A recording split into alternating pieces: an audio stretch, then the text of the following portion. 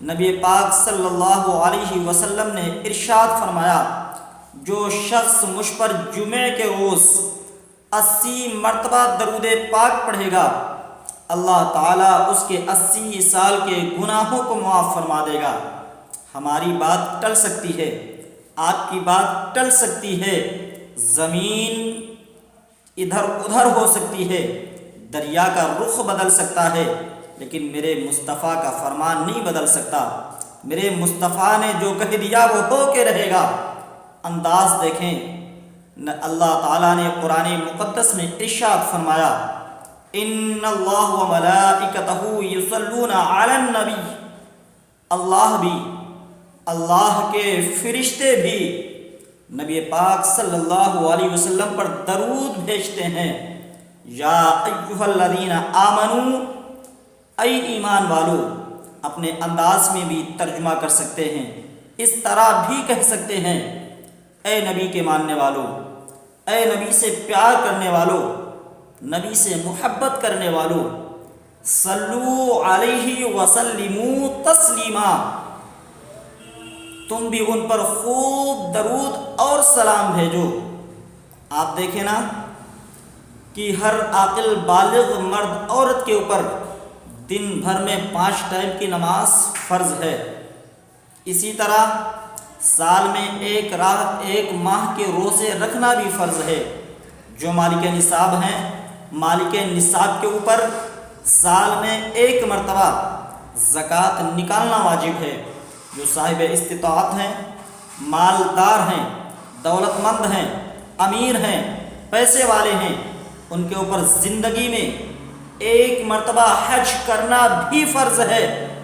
تو یہ جتنی بھی عبادتیں ہیں نا، ان تمام عبادتوں کا اللہ نے ایک نہ ایک وقت مقرر کر رکھا ہے، ایک ٹائم فکس کر دیا اللہ تعالیٰ نے۔ آپ نماز کا جو ٹائم ہے، نماز اسی ٹائم پڑھی جائے گی۔ اس نماز کے وقت سے پہلے اس نماز کو ادا کریں، وہ نماز آپ کی نہیں ہو سکتی۔ حج کرنے کا حکم اللہ نے دیا تو اس کا بھی ایک ٹائم مقرر کر رکھا۔ روزہ جو فرض روزہ ہیں، نوافل روزے تو آپ کبھی بھی رکھ سکتے ہیں، لیکن فرض روزے رمضان کے مہینے کے علاوہ آپ نہیں رکھ سکتے۔ وہ سال میں ایک ہی مرتبہ رمضان کا مہینہ آتا ہے، آپ کو ملتا ہے۔ تو ان تمام عبادتوں کا اللہ نے ایک نہ ایک ٹائم مقرر کر دیا، لیکن جب باری آئی ہے یار پر درود کی، جب باری آئی ہے محبوب پر درود و سلام پڑھنے کی، انداز دیکھیں، میرے نبی کی شان دیکھیں، مقام کو پہچانیں، مرتبے کو پہچانیں۔ جب باری آئی ہے یار پر درود پڑھنے کی تو کوئی ٹائم نہیں، کوئی وقت نہیں، کوئی وقت نہیں، کوئی ٹائم نہیں، بلکہ جب چاہیں تب پڑھیں۔ چاہے آپ فجر سے پہلے پڑھ لیں، فجر کے بعد پڑھ لیں، چاہے آپ ظہر کی نماز سے پہلے پڑھیں، چاہے آپ ظہر کی نماز کے بعد پڑھیں، چاہے عصر سے پہلے پڑھیں، عصر کے بعد پڑھیں، مغرب سے پہلے پڑھیں، مغرب کے بعد پڑھیں، آپ عشاء سے پہلے پڑھیں، عشاء کے بعد پڑھیں، چاہے اذان سے پہلے پڑھیں، اذان کے بعد پڑھیں، دعا سے پہلے پڑھیں، دعا کے بعد پڑھیں، چاہے صبح پڑھیں، شام کو پڑھیں، دوپہر کو پڑھیں، رات کو پڑھیں، دن کو پڑھیں، جب وقت مل جائے، جب ٹائم مل جائے، کوئی وقت مقرر نہیں، کوئی پابندی نہیں، جب جی چاہے، جتنا جی چاہے اتنا نبی پر درود پڑھے، کوئی اس کے لیے پابندی نہیں، کوئی قید نہیں، نہ مہینہ، نہ وقت، نہ دن، کوئی وقت نہیں، کوئی سال نہیں، جب آپ کی مرضی آئے تب نبی پاک صلی اللہ علیہ وسلم پر جتنا جی چاہے اتنا درود و سلام بھیجے، اتنا درود پاک پڑھیں۔ حضرت علی رضی اللہ تعالی عنہ سے روایت ہے، ترمذی شریف کے اندر بھی یہ الفاظ موجود ہیں اور مشکاہ شریف کے اندر بھی یہ الفاظ موجود ہیں، البخیل الذی من ذکرت عندہ فلم یصلی علی، فرمایا بخیل ہے وہ شخص جس کے پاس میرا نام لیا جائے اور مجھ پر درود نہ پڑھے۔ پھر ایک مقام پر فرماتے ہیں، ایک جگہ ارشاد فرماتے ہیں نبی پاک صلی اللہ علیہ وسلم، من نسی الصلاۃ علی خطأ طریق الجنہ، جو شخص مجھ پر درود پڑھنا بھول گیا وہ جنت کے راستے سے ہٹ گیا۔ جو شخص نبی پاک صلی اللہ علیہ وسلم پر درود پڑھنا بھول گیا وہ جنت کا راستہ بھول گیا۔ نبی پاک صلی اللہ علیہ وسلم ایک مرتبہ جہاد کے لیے صحابہ کرام رضوان اللہ تعالی علیہم اجمعین کے ساتھ تشریف لیے جا رہے تھے۔ ایک مقام پر دوران سفر آپ استراحت کے لیے رکے۔ آپ نے صحابہ کرام سے کھانا طلب کیا۔ جب کھانا لایا گیا تو جو کی روٹیاں تھیں، آقا کریم صلی اللہ علیہ وسلم نے ارشاد فرمایا کہ سالن بھی موجود ہے۔ صحابہ نے عرض کیا یا رسول اللہ سالن تو نہیں ہے۔ نبی پاک صلی اللہ علیہ وسلم نے روٹیاں شروع کر دی، صحابہ کرام نے بھی شروع کر دیا کھانا۔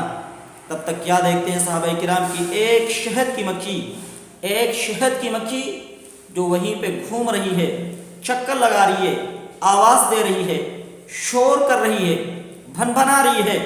صحابہ کرام عرض کرتے ہیں یا رسول اللہ یہ شہد کی مکھی اتنا شور کیوں کر رہی ہے، آواز کیوں لگا رہی ہے، یہ کیا کہہ رہی ہے؟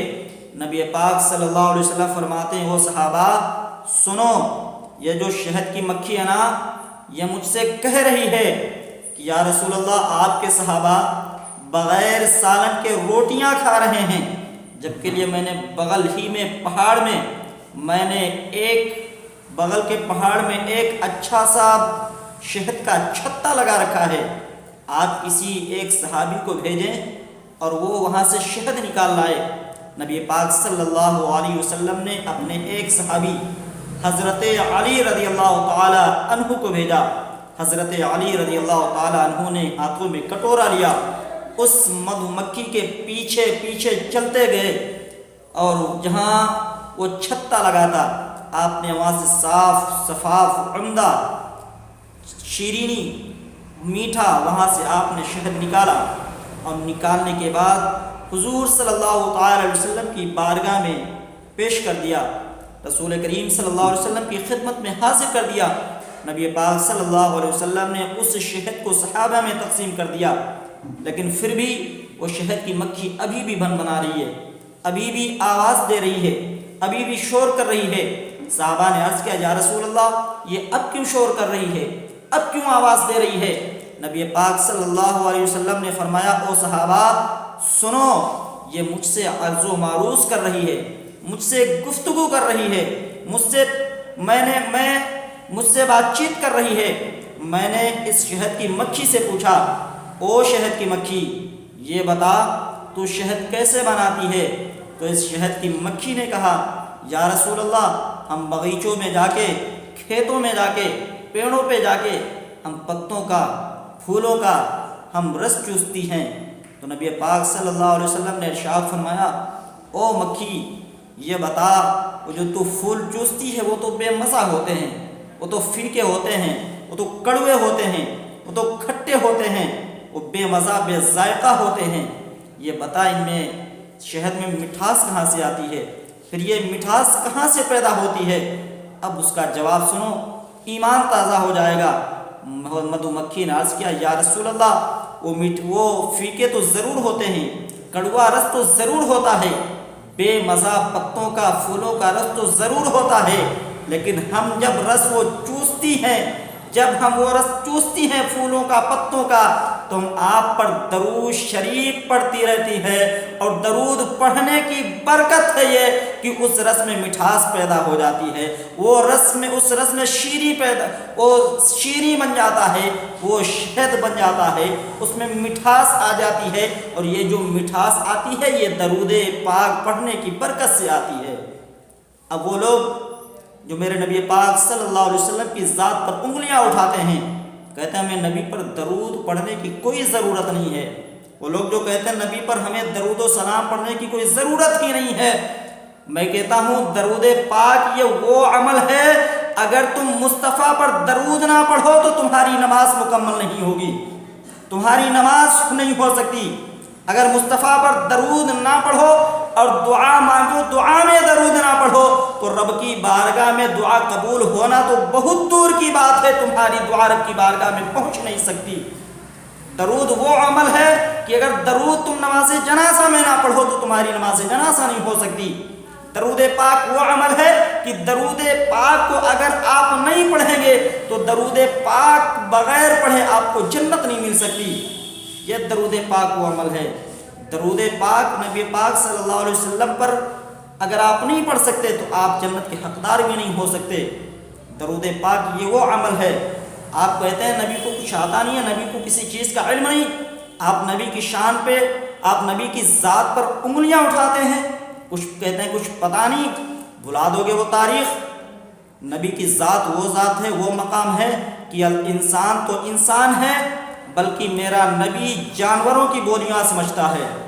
جانوروں کا بھی علم میرے نبی کے پاس ہے, جانوروں سے بھی گفتگو میرا نبی کرتا ہے.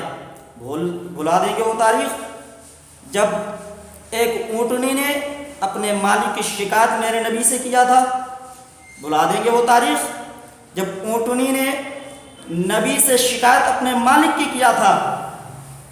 بھلا دیں گے آپ وہ وقت حضرت علی کی عصر کی نماز قضا ہو گئی تو میرے نبی نے سورج کو اشارہ کیا, ڈوبا ہوا سورج پلٹ کر واپس آ گیا. بھلا دیں گے وہ تاریخ میرے نبی نے چاند کو حکم دیا تو چاند 2 ٹکڑے میں 2 حصے میں بٹ گیا. پیڑ کو حکم دیا تو پیڑ اپنی جڑوں کو اکھاڑتا ہوا, زمین کو چیرتا ہوا مصطفیٰ جان رحمت کے قدموں میں حاضر ہو گیا. بھلا دیں گے وہ تاریخ. میرے نبی کی شان یہ ہے, مقام یہ ہے کہ اللہ نے مصطفیٰ کو پوری کائنات کا مالک و مختار بنا کر کے بھیجا ہے. جس طریقے سے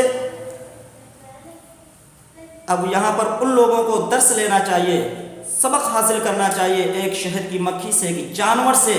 ایک جانور کو بھی یہ یقین ہے کہ ہمارے شہد میں جو مٹھاس آتی ہے, ہمارے تھوک میں جو مٹھاس آتی ہے, یہ مصطفیٰ پر درود پڑھنے کی وجہ سے آتی ہے. جب ایک جانور کو یہ یقین ہے, اور یقین ہے اور وہ ہوتا بھی ہے, تو جب درود پڑھنے کی برکت سے اس کے مدھ مکھی کے تھوک میں مٹھاس آ جائے, وہ شہد بن جائے, تو یقین جانے اگر ہم مصطفیٰ جان رحمت پر کثرت سے درود پڑھیں تو ہمارے ناقص اور نامکمل اعمال کو بھی اللہ درجے قبولیت عطا فرما دے گا. یہ درود پاک پڑھنے کی برکت ہے. مشکل جو سر پہ آ پڑی ہے تیرے ہی نام سے ٹلی ہے, مشکل کشا ہے تیرا نام تجھ پر درود اور سلام. مشکل کشا ہے تیرا نام تجھ پر درود اور سلام.